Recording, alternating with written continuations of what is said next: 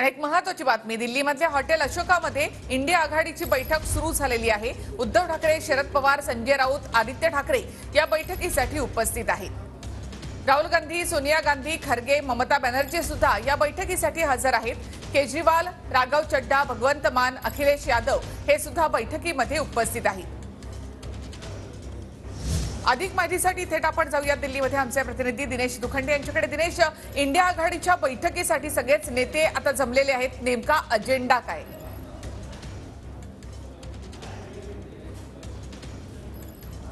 निखिला, आज बैठकीचा मुख्य अजेंडा असेल की या इंडिया आघाडीचा समन्वयक कोण असेल आणि या इंडिया आघाडीचं नेतृत्व कोण करेल।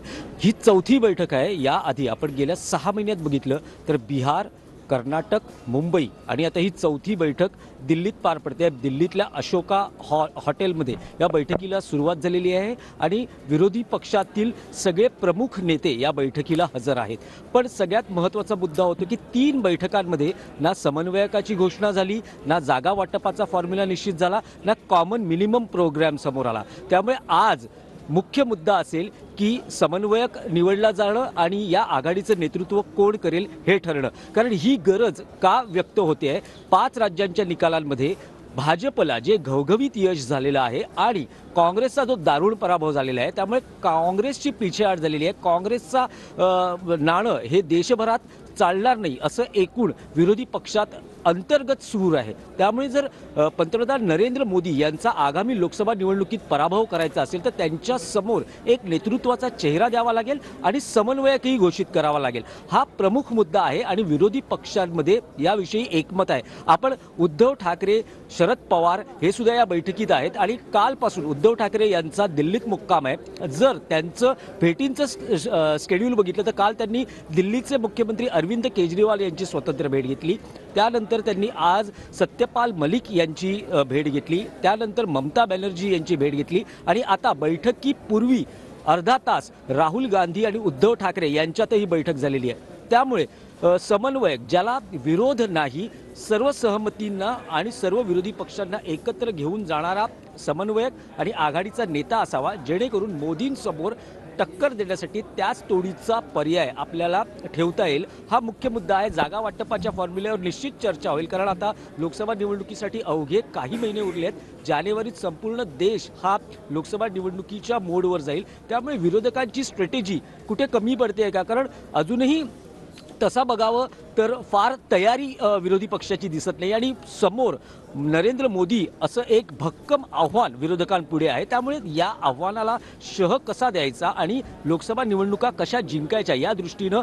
महत्त्वाची चर्चा असेल। समन्वयक कोण होणार तर अंतर्गत मतभेद आहेत। ममता बॅनर्जींना कोणाचा विरोध आहे? ममता बॅनर्जींना काँग्रेसचा विरोध आहे, अरविंद केजरीवालांना काँग्रेसचा विरोध आहे, नितीश कुमार यांच्या नावाच्या बाबतीतही सहमती नाही आहे। असे एकमेकांच्या विरोधाचे सूर आपल्याला पुढे जाणवू येतात किंवा तशा चर्चा असतात।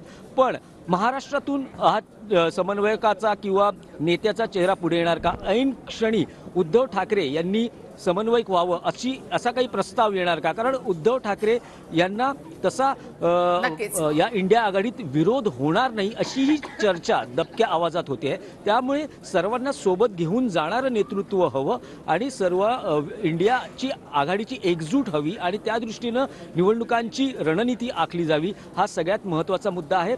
या मुद्द्यापाठोपाठ जागा वाटपाचा फॉर्म्युला आणि त्यानंतर कॉमन मिनिमम प्रोग्राम। आता इंडिया आघाडीच्या बैठकीला सुरुवात झालेली आहे। साधारण 2 तास ही बैठक चालेल आणि त्यानंतर पत्रकार परिषद होईल आणि त्यात स्पष्टता होऊ शकेल की नेमकी कोणत्या मुद्द्यांवर चर्चा झाली आणि प्रचाराचा फॉर्म्युला काय असणार आहे, सभा कुठे होणार आहेत। आपण बघितलं तर आज दैनिक मुखपत्र सामना, जे शिवसेना युबीटी पक्षाचं मुखपत्र आहे, त्यातही या समन्वयक आणि आघाडीच्या नेता कोण असा यावर खरमरीत भाष्य करण्यात आलेलं आहे।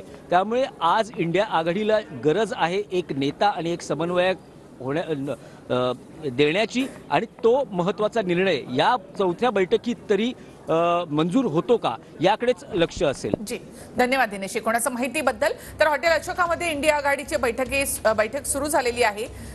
केजरीवाल, राघव चड्ढा, भगवंत मान, अखिलेश यादव, उद्धव ठाकरे, राहुल गांधी, सोनिया गांधी, ममता बॅनर्जी, शरद पवार सुद्धा या बैठकीसाठी उपस्थित आहेत।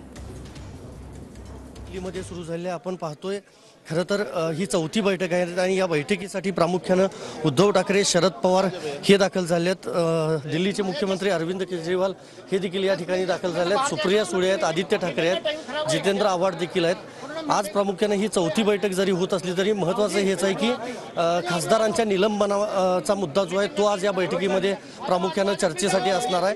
आणि त्याचबरोबर राज्यनिहाय जागा वाटप जे आहेत त्याबाबत देखील एक महत्त्वपूर्ण जी चर्चा आहे ती चर्चा आजच्या या बैठकीमध्ये होऊ शकते. आणि सगळे इंडिया आघाडीचे नेते जे आहेत ते या ठिकाणी दाखल आहेत.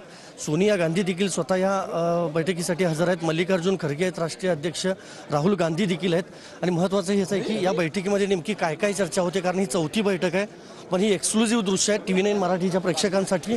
आणि आपण जर पाहिलं तर लोकसभा निवडणुका अवघ्या काही महिन्यांवर येऊन ठेपलेल्या आहेत आणि त्यानंतर आता ही बैठक होते. त्यामुळं जागा वाटपाबाबत महत्त्वपूर्ण जी चर्चा आहे ती चर्चा आजच्या या बैठकीमध्ये होऊ शकते. त्याचबरोबर दुसरं महत्त्वाचं हे आहे की जे खासदारांचं निलंबन झालं होतं त्याबाबत देखील आज जी महत्त्वपूर्ण चर्चा आहे ती चर्चा होऊ शकते.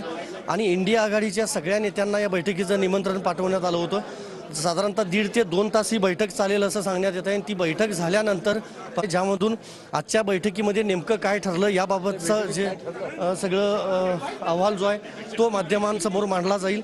आणि दुसरं महत्त्वाचं अरविंद केजरीवाल असतील, उद्धव ठाकरे असतील, ममता बॅनर्जी असतील, या सगळ्या नेत्यांसोबत काँग्रेस नेमकी काय चर्चा करतं हे बघावं लागेल. कारण अरविंद केजरीवाल यांची नाराजी दूर करण्यासाठी खरं तर जबाबदारी जी आहे ती उद्धव ठाकरे यांच्यावर दिली होती अशी देखील आपल्याला सूत्रांकडून माहिती समजते.